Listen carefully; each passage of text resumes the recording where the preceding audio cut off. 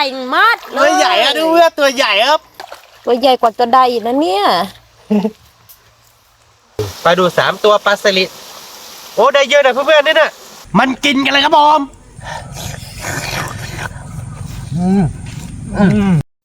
วันนี้มาพบกับผมจอได้ครับผมวันนี้ผมจะพาเพื่อนๆมาหาปลาในตักน้ำนะครับบอกเล็กๆนะครับผมวันนี้พาน้องชัยมาด้วยครับวันนี้ผมมากันหลายคนนะครับผมเราดูกันว่าวันนี้เราจะได้ปลาหรือเปล่านะครับผมเราดูกันนะครับวันนี้เราใช้แหงเป็ดกลางหรือว่าหวังแหกนะครับทุกคนเราต้องเอาไม้ออกก่อนแล้วก็คือเราจะไปวานแหนะฮะไม่รู้ว่าเราจะได้หรือเปล่าน้องชัยเนาะได้ไม่ได้ก็ต้องลองดูนะครับเพื่อนๆเจอกันนะครับตอนที่เราลงไปนะครับผมเจอกันครับนี่จบเราโยนลงแล้วกันนะฮะ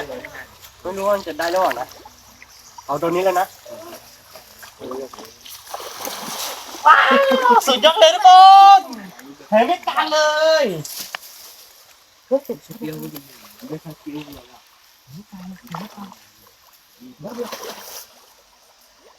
ระหว่างเก็บปีแบบนี้ทุกคน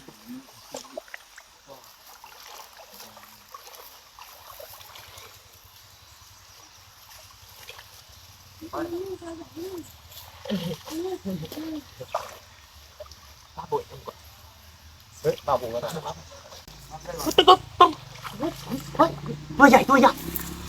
มันโกรธหรือเปล่ามันเป็นโกรธหรือว่าอะไรเนี่ยไม่รู้โกรธหรือเปล่าตัวใหญ่ตัวใหญ่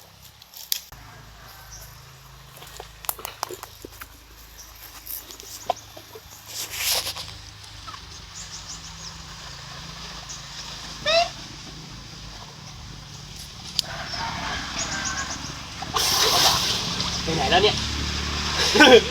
เอาไม่เจงเลยดูหรือว่ามันเหนียวออกมาอะไรมันออกมาไม่จะออกไปแล้วอ๋อออกมาแล้วก็เป็นดาวเราดาวป่ะดาวเราเนี่ยเหรอที่เนี่ยบ้านเก่งเรียนเนี่ยมันน่าจะเลี้ยวออกไปแล้วตัวใหญ่เนาะตัวใหญ่ไม่แน่ใจว่ามันเป็นปลาช่อนหรือว่าปลาดุกหัวค้างมาหรอกเนี่ยแล้วคนบ้านมันได้ไงดีนี่ดาวเราชนปะนี่มาเต้เลยเนาะท่านี้ตุกพอเราไปไม่เปล่าคือไม่เชื่อที่เกียรโน้ตดิโดนพอได้ใครพี่ไม่เชื่อดักเธอแล้วหรอเอาตรงนี้ก่อน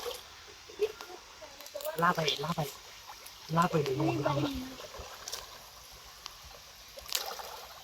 ตรงนี้แหละเอาให้ตรงนี้แหละเนาะเท่าไหร่ข้อเต้นนี่เดี๋ยวเราชอบเดี๋ยวเราเรียกก่อนเราจะชอบแล้วเนี่ยดูเราจะถูกก่อนดูกันตอนบ้านถึงมีปลาตัวใหญ่เมื่อกี้เพื่อนคือจากนี้ได้เลยมันน่าจะหนีไปไม่รู้ใจว่าปลาช่อนหรือว่าปลาอะไรก็อยากหนีเ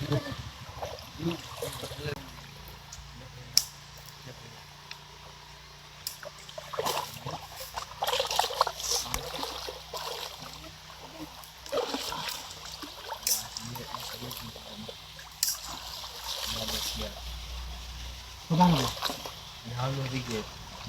อุ้นเล่นน้อยดีกว่าเพราะว่าที่คิดนี่แหละเพราะว่า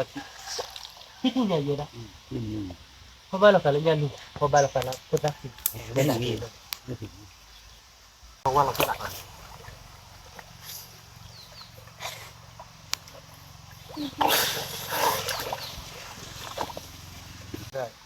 ตัวใหญ่ไหมตัวไม่ใหญ่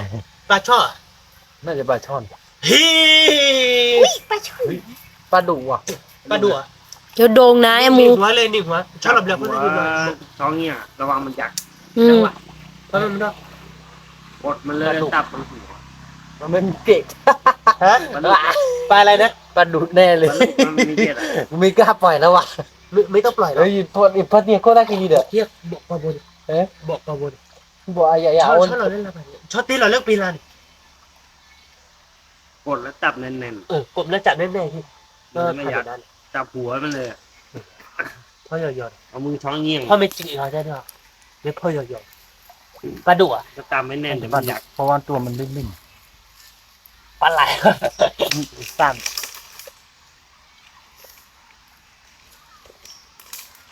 อะไรวะกดไม่ได้วะ เลยอ้วนเล่นจริงนะครับผมดุ้งเลยก็โบราณอ๋อโบราณนี่โบกะยังไงตาไปดูบ้างนั่นเหรอปากกาเปล่าอีกนะพ่อนี่จะบอกกันเดี๋ยวว่าเราตีเหรอ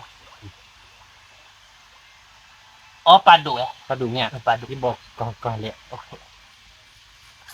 ปลาดุกโอ้รุ่นนี้ปุ่นรุ่นนี้ปุ่นรุ่นตัดเลย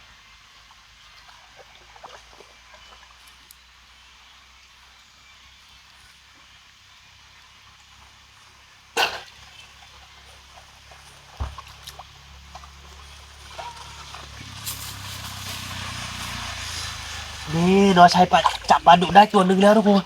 ตัวใหญ่ตัวใหญ่อยู่ครับน้องชายจับได้นะไม่ใช่ผมจับได้นะทุกคนน้องชายนี่ตัวใหญ่รอบนี้น้องชายจับได้ปลาดุกตัวนึงทุกคนเราก็น่าจะมีเยอะนะทุกคนปลาช่อนเรายังไม่ได้สักตัวนะฮะคือกบนี่เมื่อกี้มันกระโดดออกมาหลายตัวเลยตอนนี้เรายังไม่ได้เลยน้องชายเนาะที่ว่าเราน่าจะได้นะทุกคนแต่ว่าโครมันลื่นนะทุกคนไม่รู้ว่ามันมุดเข้าไปในโครมหรือเปล่าเราก็ไม่แน่ใจนะตักเพื่อเราเนาะ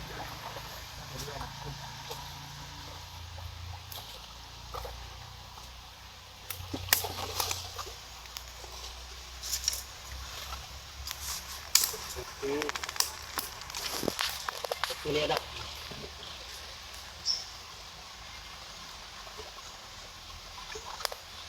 เราเข้ามาดูขนาดนี้ผมมีเศษไม้เยอะมาก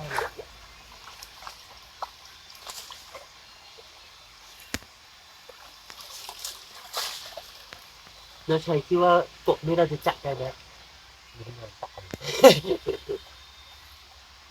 กบกระโดดลงมาหลายตัวเลยนะเมื่อกี้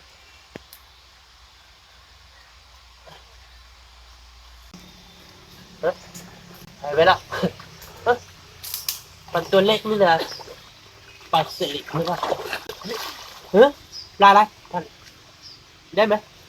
ตัวใหญ่เลยนะได้ไหมไม่ได้อะยังไม่ได้อะ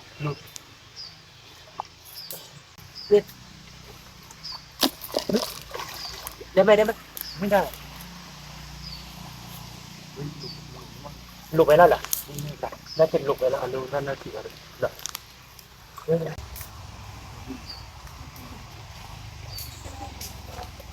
โบเดี๋ยวบอกกบเพื่อนกบได้แล้วป้าดีบอกพี่หน่อย เอ้ยเอ้มาแล้ ว้าว ดูได้ไหม ตัวใหญ่มากเลย ตัวใหญ่อะดูเพื่อนตัวใหญ่ครับและกบตัวเนื้อจับดีๆนะครับเด็ดทะลุนี่ ว้าว ไปนะ ตัวใหญ่มากเลยนะคะ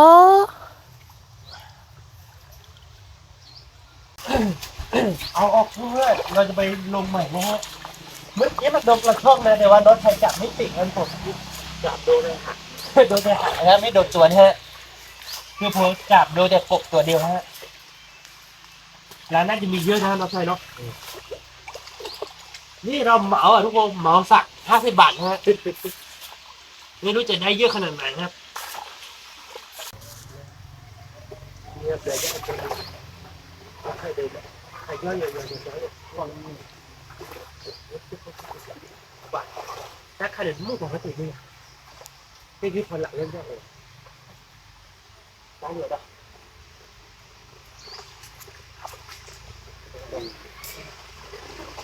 โอ้น้ำเย็นมากเลยเพื่อนๆเนอะมาจับปลาด้วยกันนะครับสนุกมากๆเพื่อนๆเดี๋ยวตอนนี้น้องชายเด็ดปลาดุกตัวนึงผมได้กบตัวนี้นะ แต่ช่อนหายไปแล้ว ปลาช็อกนี่เรายังไม่ได้ครับทุกคนแต่โกดนี่มันมีหลายตัวเราก็รู้อยู่นะ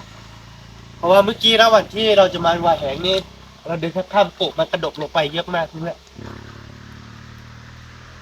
ตัวนี้น้ำเย็นมากๆครับได้ไหม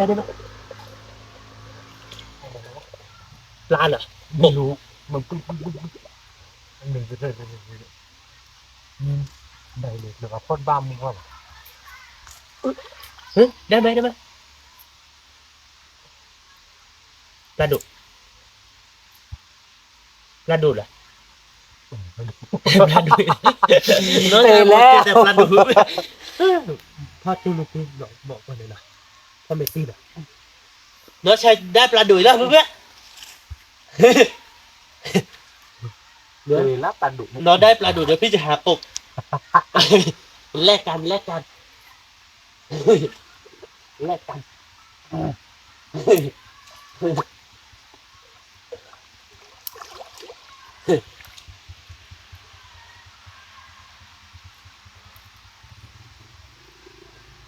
ตัวใหญ่ไหมเท่าตัวเมื่อกี้เลย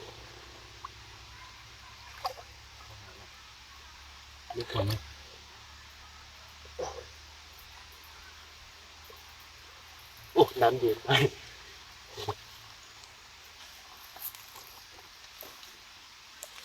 นี่ตัวที่สองครับปลาดุกโอ้โห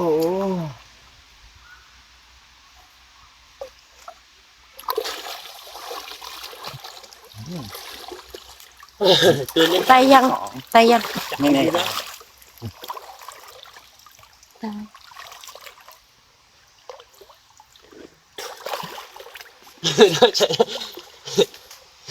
เจอแต่ปลาดุก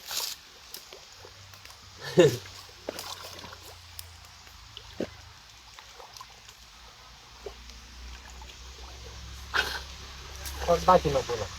ไม่จริงหรอบุญได้คันละตัว คารับตัวเพื่อนคารับตัวสามตัวแต่เดี๋ยวว่าปลาไม่ค่อยบินเพราะว่าบอกนี้ไม่มีใครมาเลียบรังนะทุกคนพอยังไม่เคยมาเลียบรังนะ บัวธรรมชาติ บ่อธรรมชาตินะครับแล้วเหมา50 บาทมันจะคุ้มหรือเปล่าทุกคนเอาตัวนี้ก่อนนะเราจะไปนู่นเลยล่าไปดูอย่างแล้วแหละดูหรือว่า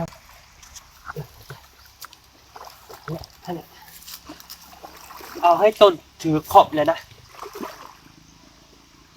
แล้วก็เราค่อยล่าไปอีกตัวนี้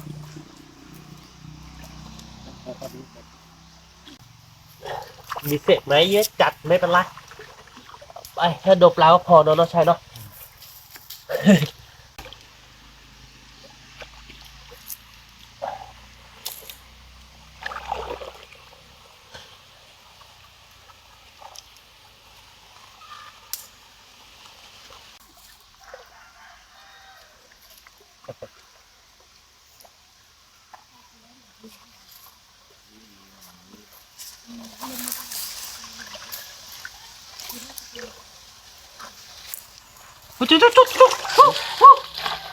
อีกที่นี่ปะเนี่ยปลาดุก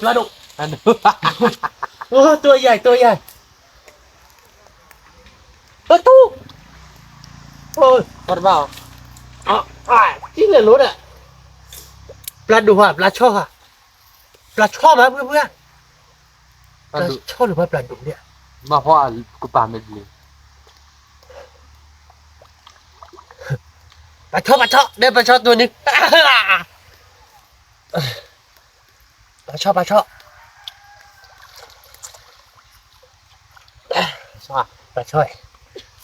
อโอเค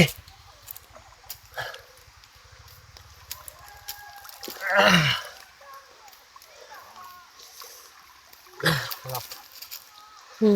มตัวใหญ่อยู่นะ ได้ปลาช่อครับหรือว่าปลาดุกทุกคน ตายยัง ใกล้จะตายแล้ว มึงว่าปลาอะไรปลาหมอผี ปลาหมอ ปลาหมอครับ เนี่ย ปลาหมอก็มีนะทุกคน โอ้ฮะ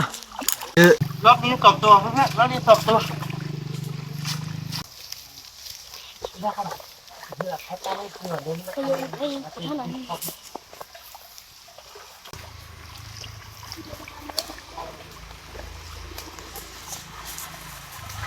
ร้านเล็บลาบดูนะ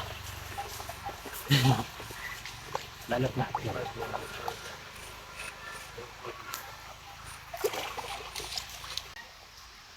ได้ไหม นี่บนได้ตัวนึงปลาอะไรไม่รู้ ปลาอะไรผมยังไม่รู้เลยเพื่อน เจ้าพ่อว่ามาดิมาเอ๊ปลาหัดแดงเพื่อน ว้าวมีปลาหันแดงด้วยตัวใหญ่กว่าตัวใดอีกนะเนี่ย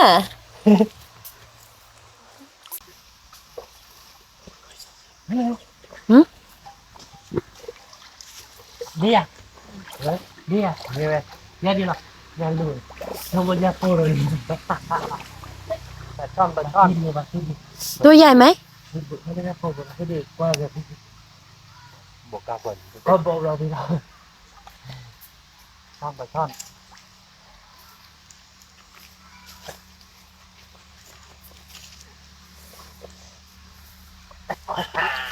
ว้าว ตัวใหญ่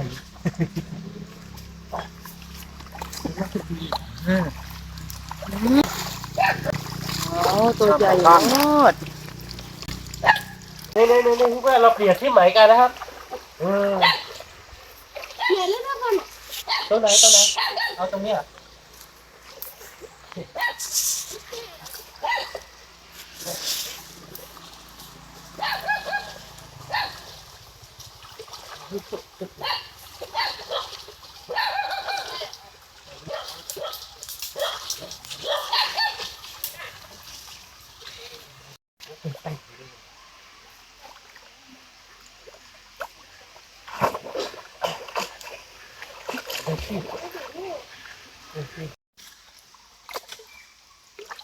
เนี่ยทุกคนปลาดุกนะครับ โอ้เจ้าพ่อวาที่ไม่ธรรมดา โอ้ก็ใหญ่มากเลยทุกคนเดี๋ยวพอว่าได้ตัวนึงนี่นะทุกคนปลาดุกนะครับ นี่เหลียวว่ะนี่เหลียว ปลาดุกนี่มันจะแดง ที่ทุกคนทีละตัวนี่ปลาดุก ปลาดุกตัวไม่ใหญ่นะเพื่อนปลาดุกตัวเล็กปลาดุก3 ตัวแล้วมั้ยปลาดุก3 ตัวปลาช่อ2 ตัวปลาหางแดงตัวนึงกบตัวนึงกบมีเยอะเพื่อนแต่ว่ากบนี่มันน่าจะมุดเข้าไปในโคลนนะโคลนมันลื่นนะทุกคนน้ำมันไม่ได้ลึกหรอก ปลาหมอผีตัวหนึ่ง ปลาหมอผิดตัวนึงปลาสลิด2 ตัวรอบนี้รอบสุดท้ายเพื่อนเดี๋ยวเราจะเอารักแหมาดวลกันนะฮะ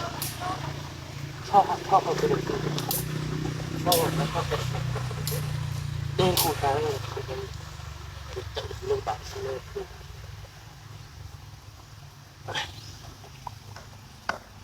พบเรื่องเรื่องปีละนี่คือเรื่องปีละไม่ขาดเลย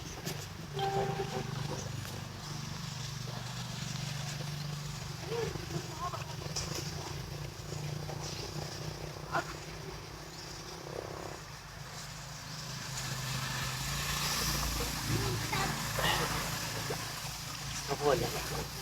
เอา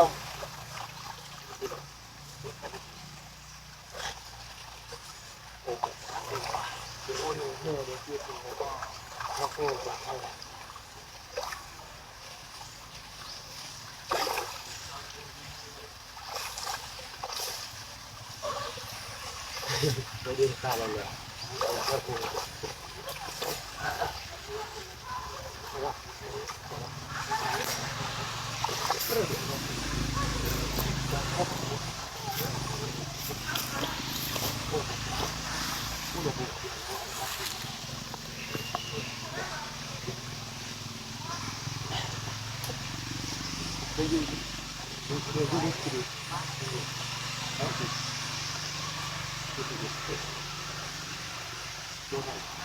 ได้ขายได้เหรอ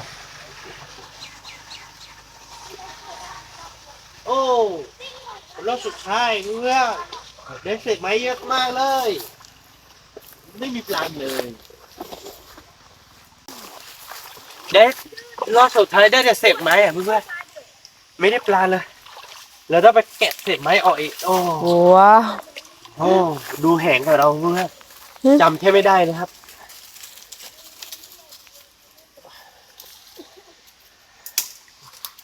ดูหน่อยปลามีเยอะแต่ว่าโครมมันลึกรูคือจับปลาไม่ค่อยได้ครับนี่เพื่อนๆอันนี้ผลงานของเราครับ น้องชายคิดว่าเราจะกินอีกไหมเนี่ย โอ้โหน่าจะอิ่มอยู่ นี่ปลาดุก3 ตัวนะทุกคนปลาดุก3 ตัวปลาช่อน2 ตัวนะฮะปลาดุกนี่โอ้โห 4 ตัวยังไม่ตาย ปลาดุก3 ตัวน่ะ 3 ตัวปลาดุก3 ตัวปลาสลิดโอ้ได้เยอะนะเพื่อนๆนี่น่ะปลาสลิด3ปลาดุก3ปลาช่อน2กบ1ปลาหางแดงปลาหมอโอ้วันนี้เราได้เยอะกิน3 คนน่าจะอิ่มนะแต่พอวันนี้เราวัดชันนี่มันเจนกับบัตนะทุกคนแต่พอวันจับได้ปลาดุกตัวนึงจอพอวันน่าจะได้กินตัวเดียวนะทุกคน น้องชายกับผมน่าจะได้กินเยอะนะไม่หรอเราจะแบ่งกันกิน เราจะแบ่งกันกินอยู่ได้แหละเพื่อนๆเนี่ยได้ประมาณนี้นะแล้วก็เราจะไปย่างกินกันนะครับผมไปย่างกินกันเลยครับน้องชาย เลือกเอาหมูมากสิ ปลาหมอยังไม่ไป นี่ก็ได้เกือบกิโลนึงฮะเราจะไปย่างกินกันครับไปเลย ตอนนี้มันย่างปลากันแล้วนะเพื่อนๆเนี่ยรอดู เราดูว่ามันจะอร่อยหรือเปล่านะเพื่อนมาดูกันมาแล้วก็ นี่เพื่อนๆตอนนี้คือเราปลาที่เราไปหามาได้นะครับลองมาย่างกินกันแล้วนะครับทุกคนวันนี้เราจะทำน้ำจิ้มแบบว่าพริกป่งนะฮะเราจะไม่มีพริกสดนะฮะวันนี้พริกป่งมันน่าจะอร่อยไหมฮะน้องชาย อร่อย จะว่ามันจะอร่อยไหม อร่อยครับ วันนี้เราจะย่างปลาแล้วก็ย่างกบด้วยทุกคนคือปลากบปลากบย่างฮะทุกคน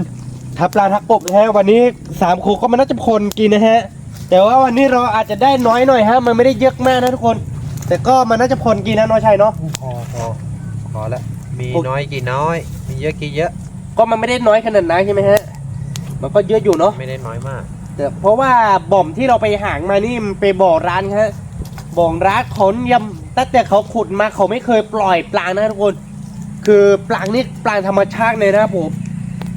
กบธรรมชาตินะฮะได้ประมาณนี้ก็ถือว่าพอได้อยู่ครับทุกคนวันนี้เราจะกินแบบว่าอร่อยหรือเปล่านะฮะกี่ปลาก็มันน่าจะอร่อยนะทุกคนเราดูกันนะครับเจ้าพวานะครับวันนี้เจ้าพวามาด้วยทุกคน เจ้าพวาไม่ชอบกินปลานะครับ เจ้าพวาบอกว่าไม่กี่กบไม่กี่ปลานะทุกคนเจ้าพวามันช่วยยันกินเฉยๆฮะเจ้าพวากินปลาหรือเปล่าครับ จริงครับ กินเนี่ย คิดว่าจะไม่กินเพื่อนๆวันนี้ผมจะทานน้ำจิ้มให้น้องชายกินนะฮะมันจะมีเป็นพริกโป่งนะทุกคนพริกโป่งนะฮะแต่ผมต้องใส่กระเทียมก่อนนะฮะทุกคนวันนี้เป็นพริกโป่งนี่จะง่ายหน่อยนึงแต่ว่ามันไม่มีพริกสดนะครับทุกคนวันนี้พริกสดขาดตลาดนะฮะผมจะตามแบบว่าให้อร่อยให้น้องชายกับจวาได้กินแบบอร่อยนะครับผมใส่กระเทียมเยอะๆเลยไหมน้องชาย มีเยอะเลย เยอะๆเลยเนาะ ครับ นี่ตอนนี้น้องชายย่างปลาอยู่ครับกับจอมพวานะครับผมส่วนผมจะทาน้ำจิ้มให้นี่นะฮะ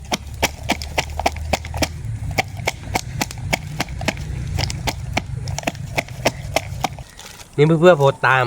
กระเทียมละเอียดแล้วนะฮะจะใส่พริกป่งนี่โอ้โหเกือบกิโลนะทุกคนใส่หมดเลยนะครับน้าชายกินเผ็ดไหมครับ เผ็ดเลย เอาเผ็ดเลยนะวะ ครับ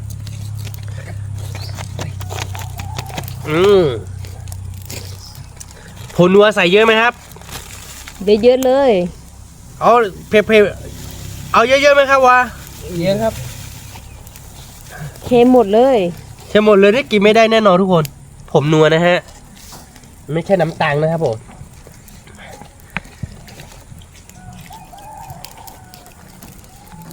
เทน้ำปังเยอะไหมฮะวะ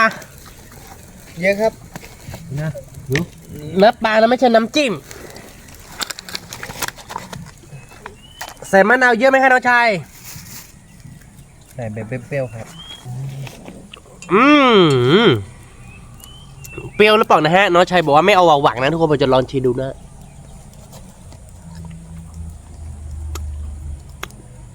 น่าจะเปรี้ยวนะทุกคน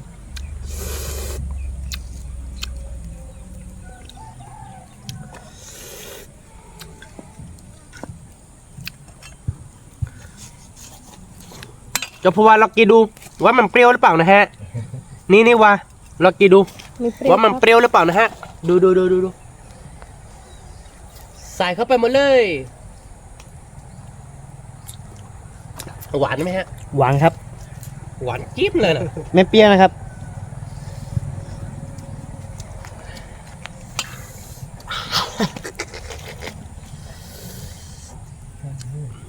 นี่น้อยชายเรากินดูว่าหวานหรือเปล่าหวานอย่างที่พูดหรือเปล่าเจ้าพวาบอกว่าหวานนะเนี่ย อืม อ้าว หวาน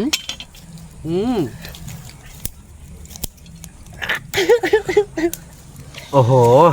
ว่ะสุดยอดเลยครับ ใครบอกว่าอย่ากินมะนาวแบบไม่เปรี้ยวนะทุกคนจะลองกินนะฮะชี้ใหญ่ๆเลยครับผม เที่ยวยังที่เราเล่นทีเดียว หวานมากเลยทุกคนหวานมากๆครับ ไม่เปรี้ยวเลยครับสุดยอดเลยครับผมทานน้ำจี้ให้น้องชายกับเจ้าพวาเสร็จแล้วนะทุกคนน้ำจี้พริกป่นนะครับวันนี้สุดยอดเลยโอ้อร่อยมากอร่อยมากปลายังไม่สุกเหรอครับ ยังครับ โอ้โหย่าปลาได้สดชั่วโมงแล้วยังไม่สุกนี่ทานน้ำจี้เสร็จแล้วนะเนี่ย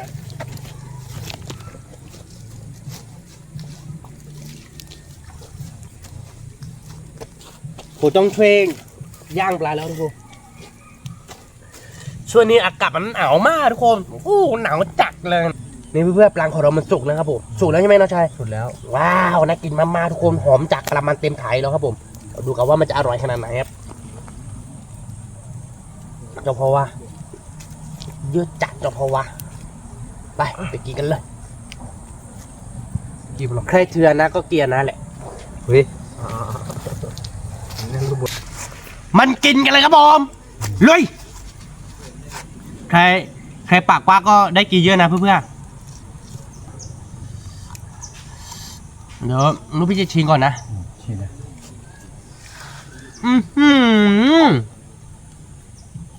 สุดยอดแล้วเพื่อนๆน้ำจิ้มพี่ปลูกก็ไม่ธรรมดานะน้องชาย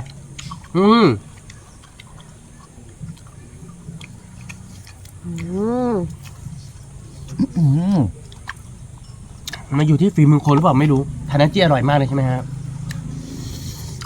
นี่ก็พี่เยอะนะครับอร่อยทุกคน อย่าไปเยอะอยากกินแล้ว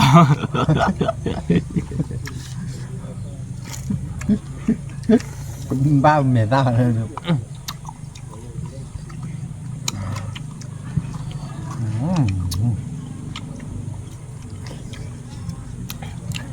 เผ็ดๆแซ่บๆเผ็ดๆแซ่บๆร้อนๆทุกคน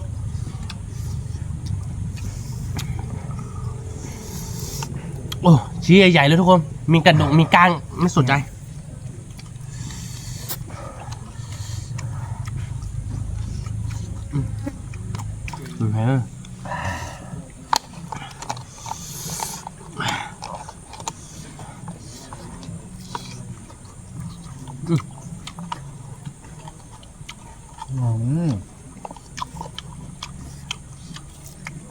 เนื้อหวานทุกคนร้อนๆน้ำจิ้มเผ็ดๆแซ่บ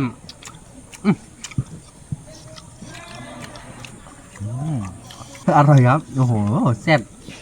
บจัดนี่ปังหาแดงนะเพื่อนเนี่ย อ๋อล่าหรอพี่เนยเ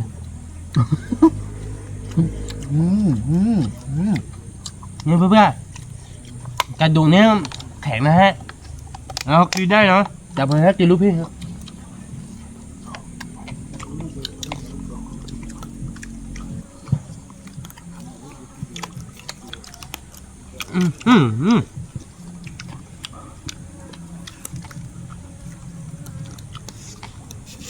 ร้านลิมอน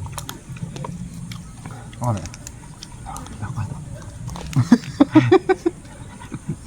เหมือนที่ดื่มป่ะ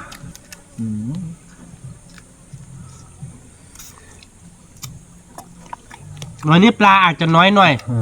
แต่ก็อร่อยจะบอกให้ อยู่วันหลัง เดี๋ยววันหลังจะหาให้เยอะกว่านี้นะทุกคน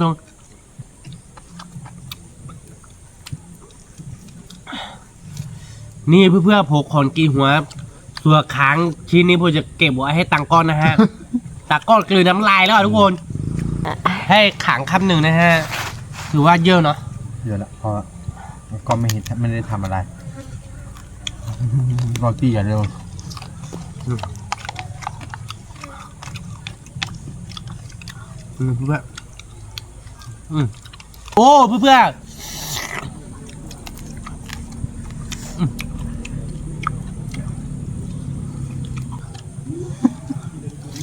นี่เพื่อ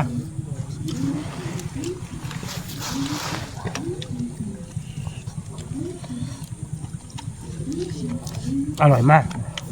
มาช่อนปลาทอดเนื้อน่าจะหวานนะวันนี้ยังไม่ได้กินปลาทอดเลยยังไม่ได้ใส่น้ำจิ้มโอ้โหขนาดนี้เลยเหรอหรือว่านี้เป็นเพราะว่าเราได้ปลาช่อนน้อยเนาะทำไมมันอร่อยจังเลยนี่ทุกคนพอเต็มน้ำจิ้มเต็มกระมังแล้วครับ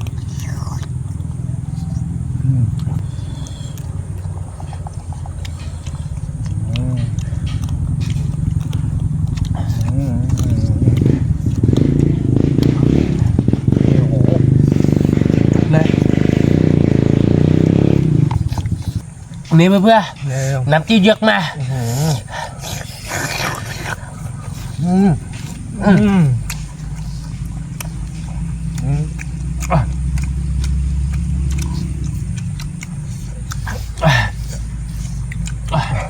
เป็นแซ่บหวานมันเอาหวานมากทุกคน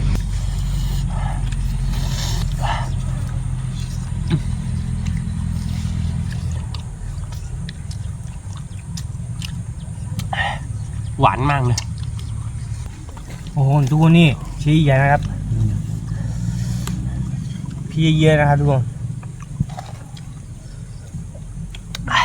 โอ้โหทุกคนนี้ชี้ใหญ่ครับพี่เยอะๆนะครับผมอร่อยแบบว่าโหจะอธิบายให้เพื่อนๆดูนะครับ หมดแล้วยังไม่เลยครับโอ้โห ไม่พอกินเลยค่ะ ไม่พอกินเลย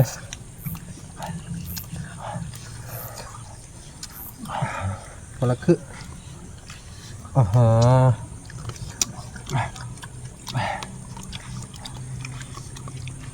เนื้อพอมีอยู่ครับทุกคนว่าพอมีอยู่ครับ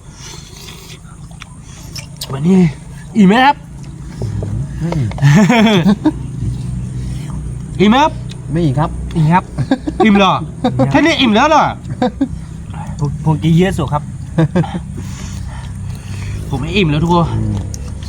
ผมต้องไปหาใหม่วันหลังเดี๋ยวผมพาไปหาอีกนะหาแบบว่าเยอะ